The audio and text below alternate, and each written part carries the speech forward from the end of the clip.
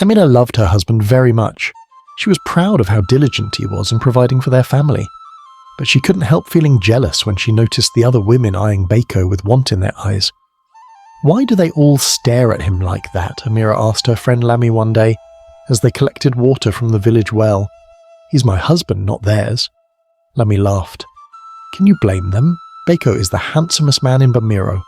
If I was not already married, I might look at him the same way." Amirah frowned and clutched her water buckets tighter.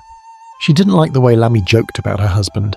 It made her worry that one of the village women might actually try to take Bako away from her. A few days later, Amirah's worst fear came true. She was walking home from the market when she saw Bako speaking with Amma, a younger woman who lived down the road. Amma was laughing loudly and touching Bako's arm in a very friendly way. Amirah's blood boiled with anger and jealousy. She stormed over and shouted, "What is going on here? Get your hands off my husband!" Amma looked shocked, but then grinned mischievously. "Oh, Amirah, you worry too much. I was just thanking Bako for helping me to repair the roof on my hut. There's no need to be jealous." Bako put his arm around Amirah. "She speaks the truth, my wife. You know I only have eyes for you. Amma's simply a friend, nothing more." But Amirah was not convinced. She knew that Amma and many of the other women in Bamiro wanted more than friendship with her husband. From then on, she watched Bako like a hawk wherever he went. One hot evening, Bako returned from the fields looking extremely thirsty. He gulped down water from the well, streams of it running down his muscular chest.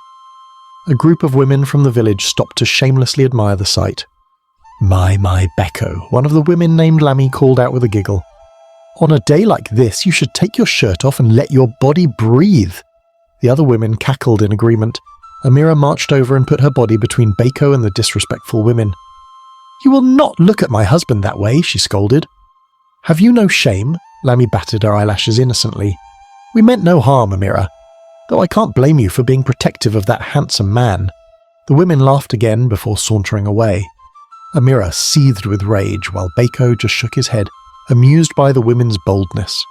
"You see how they behave," Amirah fumed to her husband later. "It is not right. Something must be done." Bako tried to calm his wife down. "My love, you act as though I have any control over their thoughts and actions. I remain faithful to you and you alone. That is all that matters." But Amirah could not let it go. The worst came a few weeks later, when she realized Bako's own mother had begun looking at him with desire too. It happened one afternoon when Bako's parents visited their home. As his father and Bako discussed future crops, Amirah's mother-in-law kept staring at Bako with hungry eyes, licking her lips and fanning herself like he was a triple-decker Masara from Chef's Delight down the road. At first, Amirah told herself she must be imagining it, but then her mother-in-law leaned over and whispered something in Bako's ear, making him throw his head back with a roar of laughter. That was the final straw for Amirah. She could tolerate the village women lusting after her husband, but not her own husband's blood relation. It was an abomination. As soon as Bako's parents left, Amirah let out her bottled rage.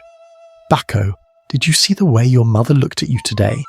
The way she whispered in your ear like a village woman admiring her son?"